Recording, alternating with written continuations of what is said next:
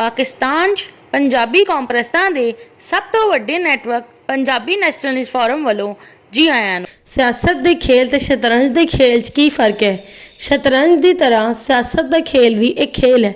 ਸ਼ਤਰੰਜ ਦਾ ਖੇਲ ਲੱਕੜੀ ਦੇ ਮੋਹਰਿਆਂ ਦੇ ਨਾਲ ਖੇਲਿਆ ਜਾਂਦਾ ਹੈ, ਲੇਕਿਨ ਸਿਆਸਤ ਦਾ ਖੇਲ ਲੱਕੜੀ ਦੇ ਮੋਹਰਿਆਂ ਦੇ ਬਜਾਏ ਇਨਸਾਨੀ ਮੋਹਰਿਆਂ ਦੇ ਨਾਲ ਖੇਲਿਆ ਜਾਂਦਾ ਹੈ। ਸ਼ਤਰੰਜ ਦੇ ਸ਼ਾਤਿਰ ਦੀ ਤਰ੍ਹਾਂ ਸਿਆਸੀ ਸ਼ਾਤਰ ਨੂੰ ਵੀ ਖੇਲ ਦੀ ਬਹੁਤ ਤੋਂ ਬਹੁਤ ਚਾਲਾਂ ਆਉਣੀਆਂ ਜ਼ਰੂਰੀ ਹੁੰਦੀਆਂ ਨੇ।